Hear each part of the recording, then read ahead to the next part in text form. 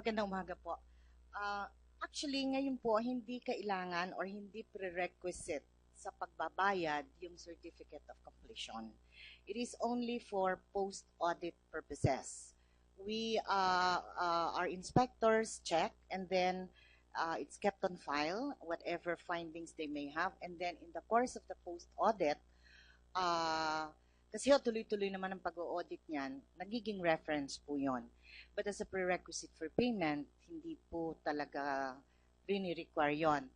I think that there was, let me also say that on the basis of our records, wala po kaming nakikita, no, na inspection report or a similar document relating to phases 4, 5, 6. Kasi 6 na phases po ito. I think we have on file yung inspection reports ng phases 1, 2, 3, and 4. But the last 2 phases, wala po sa file namin. So, hindi ko po alam kung nagawa na ba yung inspection na yan o hindi pa. Kasi meron din pong instructions dito or referral na nagre-request yung auditor ng technical review ng kontrata at saka yung inspection po. What is the COA inspector supposed to do, ma'am? Kunyari, phase 1. So, ano pa lang yan? Excavation pa lang yan and structures below ground. Yun, titignan niya dapat yun? Ocular? Dalawa po basically grupo ang involved dito sa aming technical group, no? Yung pong inspection and evaluation at saka yung contract review. Yung contract review po, ang basic ang ginagawa ay yung pag-check ng kanilang kontrata kung unang-una magkano ang cost, reasonable ba ito ba ay naaayon sa mga agency estimates, etc., etc. Yung inspection and evaluation report naman po, yun yung in the course of the construction, sila yung periodically na nag-i-inspect to validate kung yung reported accomplishment ng agency ay tumutugma dun sa kanilang nakita. Let me say, however, na malaki po ang kakulangan namin in terms of the competence or the competencies, not the competence, but the competencies required of what I would say really good and reliable inspection. Kasi usually nagre-rely po sila and it's most of the time it's written in their report, no, na yung visible portions lang yung kanilang tinitingnan, no. Yung halimbawa na sa basement, yung mga tinatawag nilang embedded, syempre hindi na nila nakikita yon at wala rin naman po kaming mga equipment para matest yun. So it's a very physical kind of inspection. So pag may mga lumalabas na pong mga ganitong pagtatanong, mga inquiries, that is when our attention is called, no, na tingnan nga muna natin talaga ito, ano ba nangyari dito. And so that is the way okay. Ito po yung mga proseso namin sa COA. Inspection report filed by a COA inspector who is supposed to have actually visited the site, the project, the construction, and saw it, di ba? Yes, Your Honor. Mama, just give me an example, no? For example, in this particular project we're talking about, phase 1. So definitely phase 1 doon po sa anong tawag mo doon sa foundation yan, excavation, piling works, foundation, basement siguro, no? Let's say, ma'am, let's assume, ma'am, no? Ma'am, the contract was awarded January 18, 2008. The project was completed November 25, 2008. So tandaan na lang natin, January, November. Kailan po, ilang beses bibisita po ang COA inspector? Ilang beses expected to visit such a project na phase 1, which is the digging? Hindi po, only when it is requested. Ma'am, by the book. By the book. I am a COA inspector. I want to inspect by the book. When I read our manual, how many times will I have to now visit this project I am auditing? Na inumpisahan noong January at tinapos na yung phase noong November. So sa 11 months po, ilang beses pala ako expected to visit the project? Ang resident auditor po ang nagre-request sa aming technical inspection group ng inspector para pumunta at tingnan. And usually, because there is really no time frame or how many times you should be inspecting the project. Wala nga sa libro yon.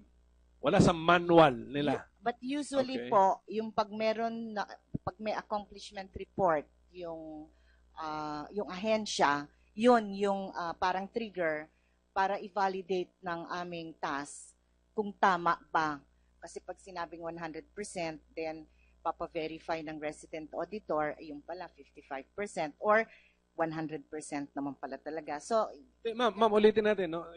Dito lang ako sa phase 1, yung foundation. January, siyempre alam na nung resident auditor, may kontrata na. O, di lumipas ng panahon, November, sabi na ng contractor, tapos na. So, if I'm serious in auditing that project, am I expected to visit the project?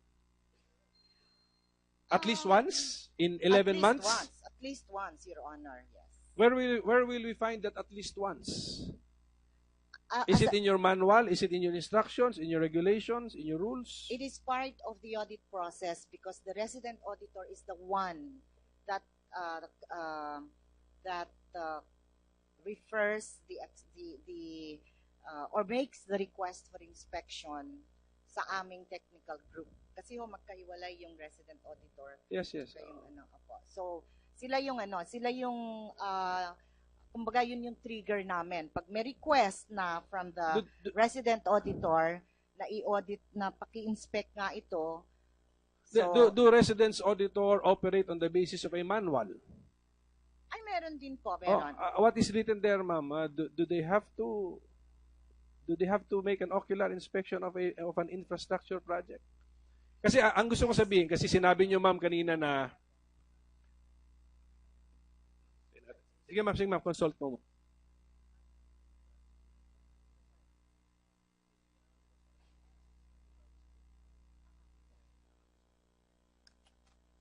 I was just reacting to your statement na yung mga nakabaon na sa lupa, syempre hindi na makikita. But there was a chance na makita, actually. Kasi nag-umpisa tayo sa scratch eh. And ando na yung COA from the very start eh. Alam na ninyo. So, bago po ba mabaon yung mga yun, nasa manual ba natin na tignan na kung ano yung binabaon? Hindi po. Wala po. Pero yung visit, ma'am, yung kunyari sa 11 months na construction ito, there should have been at least one visit? Yes, especially if there is pag nagpo-progress billing po yung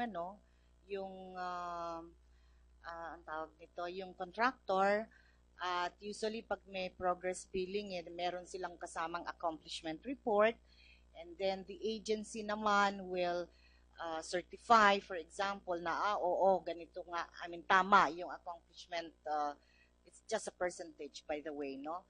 And kami naman, the resident auditor will be alerted to it, or upon the initiative of the auditor, will request now our technical people to evaluate kung tama nga yung ginawang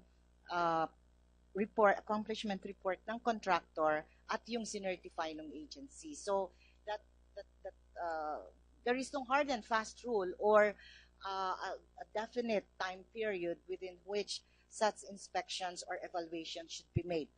Definitely, Your Honor, pag yung in the process of the construction, binabaon pa yung mga pilings or whatever, hindi po talaga required na nandoon ang aming auditor. Okay, ma'am. And you stated earlier that you still don't have the inspection report for phases 5 and 6, no? We cannot find it on record, okay. Your Honor. Hinahanap pa namin. Kasi ma'am, ganito eh. I have here with me a summary of payments for the Makati Science High School. Apa. And all the phases from phase 1 up to phase 6, 100% ang percentage of completion. And therefore, cleared na po yung payment. Binayaran na.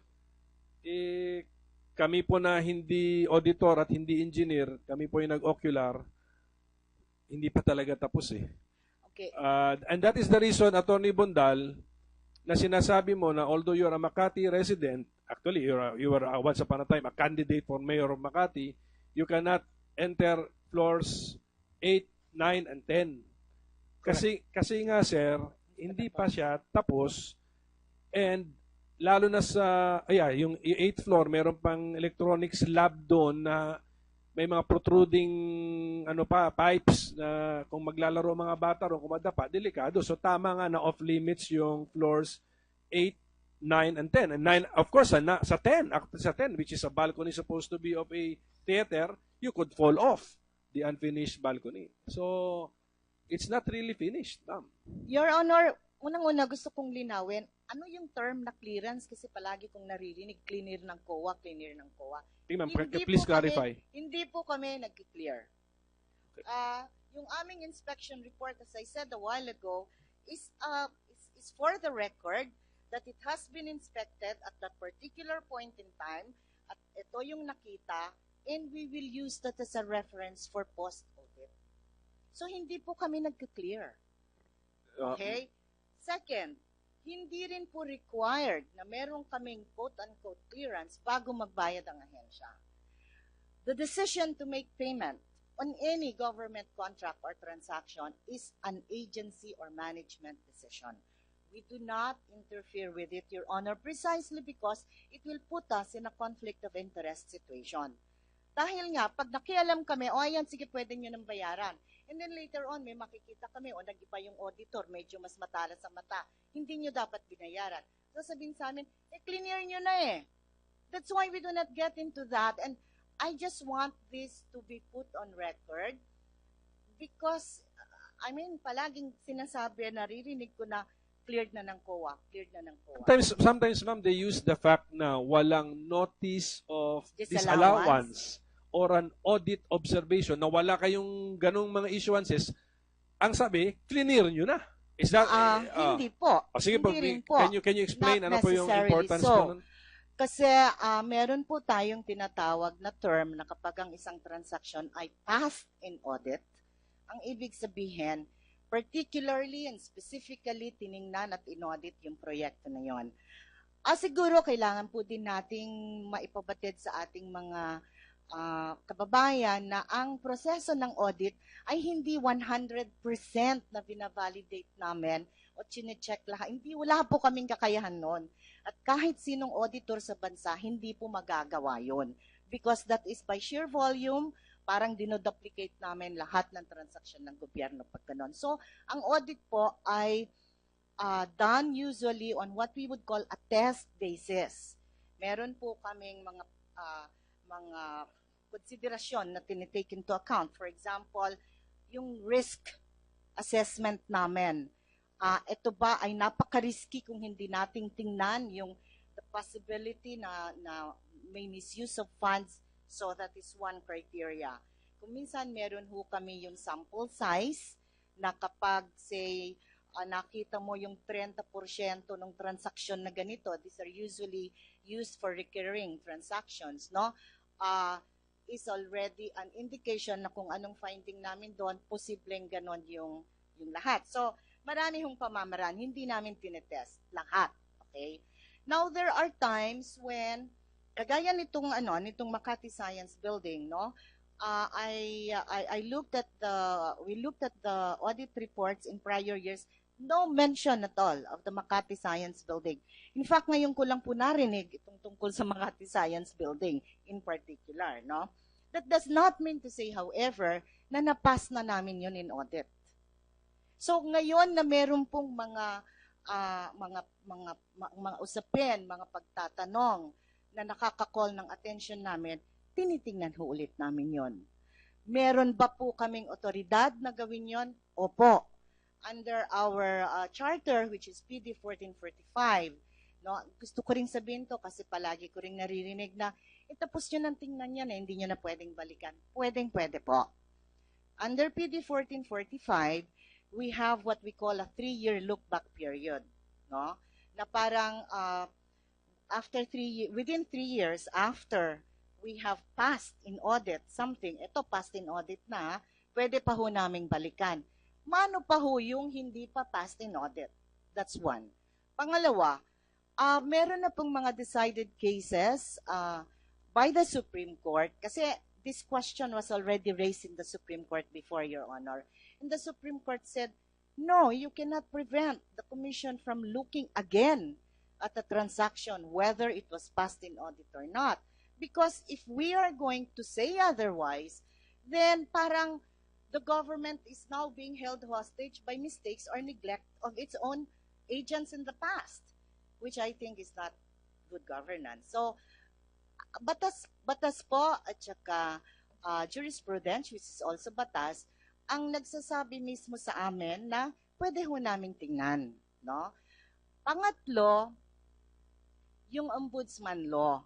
Kagaya po nitong usapin sa Makati, meron po kaming directive, order, if I may call it, from the ombudsman to conduct a special audit. Because under the ombudsman law, the ombudsman is empowered to direct any government agency and for assistance, whatever they may need in the investigation of any matter within their jurisdiction. And we have to obey. So, even beyond the 3 years. Even beyond the 3 years, Your Honor. So, and lastly, in this particular general propositions po yun, in this particular case, the 3-year look-back period cannot even come in. Why? Because this is a continuing project. Hanggang 2013, 2014, may mga payments. Actually, hindi pa namin tapos ang audit ng 2014. So, syempre ho, pag hindi lang naman yung payment ng 2014 o 2013 ang titingnan namin, but we will relate it to the payments for that entire project, which is the Makati Science Building. So, when a project is, specifically an infrastructure project, is passed in audit, there is a document na may date. Yun pa ba yun? Kasi may 3 years, may binabanggit ka 3 years, so the date must be important. Actually ho, wala rin eh. Wala rin. So when can we say that a project has passed in audit? Usually meron ano yung EDSA natin? Ayan. Kasama po ito sa working papers namin. But this is not something that we give out to the agency. The advice on settlement of accounts. Yon. Meron po kaming tinatawag na advice on settlement of accounts, no? Which is all completed file yan. So doon po namin makikita na passed in audit talaga yan. So kung may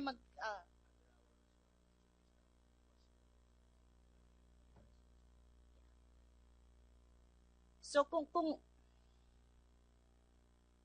I mean to say, yung agency na ino-audit ninyo, wala siyang pwedeng i-document wagayway na, wagayway na tulad ng dito yung booklet na wala po.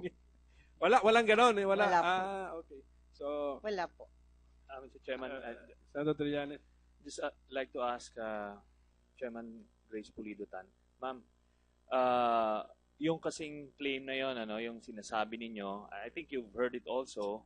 Sinabi po yan mismo ni Vice President Binay at yung kanya mga spokesmen na itong mga building daw na ito ay na-clear na ng COA. Paulit-ulit nila sinasabi. So again, dito makikita ng mga kababayan natin kung paano nila nililinlang yung mga tao dahil sinasabi nyo nga po, hindi pa to passed in audit. So walang ganon. There's no such clearance. Ngayon, gusto ko lang pong itanong, maganda kasi yung sinite na example ni Senator Pimentel, our chairman, regarding yung foundation. Kasi pwede itong gawing template ng mga mangungurakot in the future na kunyari gusto nilang mag-overprice, they will just say nilagay nila sa foundation yon kasi nakadikit daw sa ilog ko ano man, fantasy na sasabihin nila. So, and yet you don't have any way of checking. So, can you tell us what you need? Because we're going to push for legislation precisely to address this.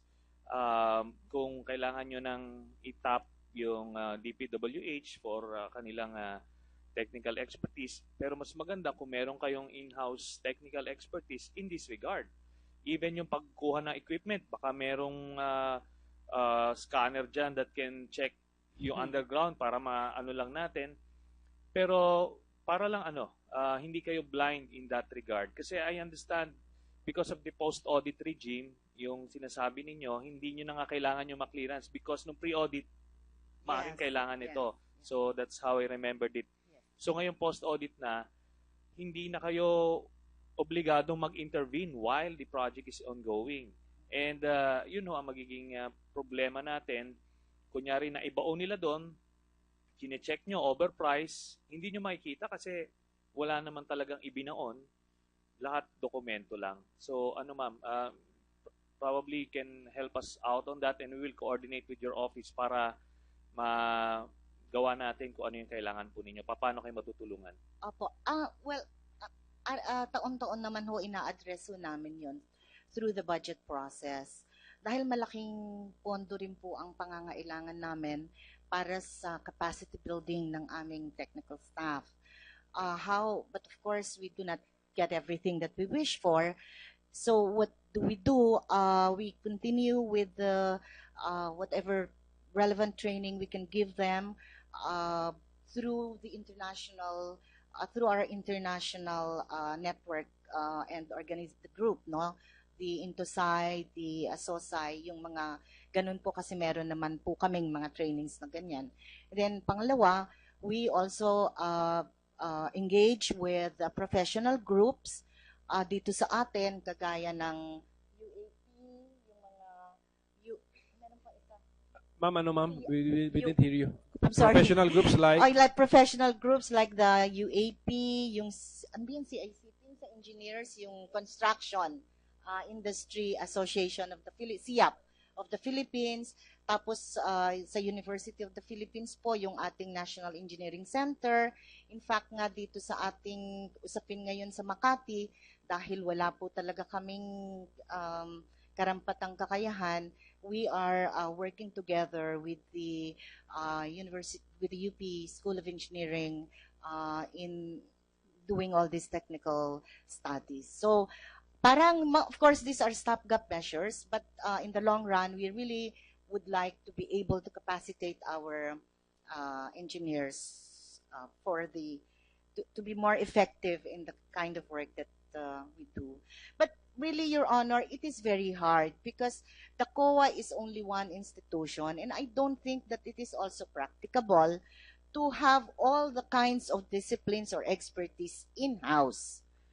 I mean, hirap po talagang i-develop yon, no? Kasi sari-sari eh.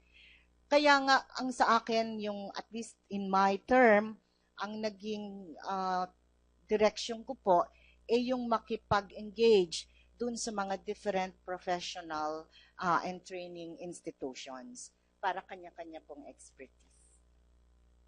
Mr. Chair. Yes, Senator Cayetano. Madam Chairman, thank you again for being here. Very, very, very, very, very very clear po yung sinabi nyo today, no? But let me just ask you to repeat it one time because of, not exactly what you said, but VP Binay keeps saying na cleaner kami ng COA. So let me ask you directly, cleaner nyo ba yung building? As I said a while ago, hindi po kami nag-clear. So walang clearance po? So unless of course they can show me something, ano ba ibig nilang sabihin sa clear? Baka naman it's a matter of semantics, hindi lang kami nagkakaintindihan. Pero kung if we are talking of a piece of paper that says you're cleared, you're okay, well, no, we don't issue anything like that. Secondly, ma'am, if I may, kung pwede ko himayin ng konti ang mga problema ng COA, no? And not only during your term, and more so before your term, before the reforms, no? Tatlo ang problema ng COA. Katulad yung sinabi nyo, yung lack of capability or competence, ibig sabihin, sometimes kailangan nyo ng experts or expertise doon, but given a government salary. And even if you do get one, if you have thousands of projects, hindi naman niya kaya physically. Okay. Number two, yung sistema. Diba? You're also working under certain systems, under din kayo ng ombudsman, may limit din yung allowances. You cannot have a private plane to fly here, fly there, and audit this and audit that. It happened in Mindanao, certain places of Mindanao na pinapatay or tinitrete ng auditors, di ba? So yung sistema. And third, of course, yung corruption. Kung meron politikong corrupt, kung meron sa media na corrupt, minsan meron din sa COA, and that's what you're trying to change, no? So I just want to emphasize, ma'am, na just because, even assuming there was a finding, hindi ibig sabihin na hindi pwedeng balikan at tignan yon. Definitely. 'Cause Pwede if- po naming balikan. And that goes for all government agencies because government can never be That's stopped right. by Yeah. the mistakes of agents. And as I said, no, politiko man, media, COA, isa lang sa 100 ang maging corrupt, na apektuhan lahat eh. That's why we're trying to do the reforms, no? Ang point ko dito, ma'am, case in point, yung case ni General Garcia dun sa conversion sa militar, where Commissioner Heidi Mendoza was part of it, no? Lahat yon walang nakita. In fact, tapos na yung usapan sa mga kontrata ng militar doon. Nahuli lang ang pamilya ni General Garcia Sa Amerika. na may dalang dollars, over 10,000, na nahuli sa US at nakalagay sa affidavit ng misis na nakuha yon galing sa ibang suppliers. Kaya lang binalikan yung kontrata and then dun nga nag-testify si, hindi pa commissioner, si Miss Heidi Mendoza na pinag-iinitan pa nga siya, no, for certain questions she asked. So case in point, even assuming, no, may inaudit kayo ngayon sa Taguig at sinabi ko, ma'am, yung dating auditor sinabi na libre, wala. But then you can show me that it's actually overpriced. Bali wala yung previous certification, no? In fact, iimbestigahan pa nga nyo yung nag-certify dati. Opo. Bakit? Opo. Yeah. Ginagawa ho namin yan, for example, dun sa PIDA. Sa PIDAF, di ba? Kasi Yes. in previous years, wala talaga silang Yes. nakita. So, tinatanong ho namin ngayon yung mga auditors to please explain bakit hindi po Unless ito nakita. mapaliwanag, ma'am, di ba? Opo. So, halimbawa, sa Pinapagpaliwanag Yes. naman po namin Halimbawa, ma'am, sila. sa PIDAF, di ba? 3 different legislators, 3 different projects, same NGO. Yung 2 auditor, hindi mapaliwanag kung bakit ghost ang delivery. So, titignan nyo ulit yon. Kung instructions dito or referral na nagre-request yung auditor ng technical review ng kontrata at saka yung inspection po. What is the COA inspector supposed to do, ma'am? Kunyari, phase 1. So, ano pa lang yan? Excavation pa lang yan and structures below ground. Yun, titignan niya dapat yun? Ocular? Dalawa po basically grupo ang involved dito sa aming technical group, no. Yung pong inspection and evaluation at saka yung Magandang umaga po. Actually ngayon po hindi kailangan or hindi prerequisite sa pagbabayad yung certificate of completion. It is only for post-audit purposes. We, our inspectors check and then it's kept on file, whatever findings they may have. And then in the course of the post-audit, kasi tuloy-tuloy naman ang pag-audit niyan, nagiging reference po yon. But as a prerequisite for payment, hindi po talaga rini-require yon. I think that there was, let me say, however, na malaki po ang kakulangan namin in terms of the competence or the competencies, not the competence, but the competencies required of what I would say really good and reliable inspection. Kasi usually nagre-rely po sila and it's most of the time it's written in their report, no, na yung visible portions lang yung kanilang tinitingnan, no? Yung halimbawa nasa basement, yung mga tinatawag nilang embedded, syempre hindi na nila nakikita yon at wala rin naman po kaming mga equipment that on the basis of our records, wala po kaming nakikita, no, na inspection report or a similar document relating to phases 4, 5, 6. Kasi 6 na phases po ito. I think we have on file yung inspection reports ng phases 1, 2, 3, and 4. But the last 2 phases, wala po sa file namin. So, hindi ko po alam kung nagawa na ba yung inspection na yan o hindi pa. Kasi meron din track review. Yung contract review po, ang basic, ang ginagawa ay yung pag-check nung kanilang kontrata kung unang-una, magkano ang cost, reasonable ba ito ba ay naaayon sa mga agency estimates, etc., etc. Yung inspection and evaluation report naman po, yun yung in the course of the construction, sila yung periodically na nag-i-inspect to validate kung yung reported accomplishment ng agency ay tumutugma dun sa kanilang nakita.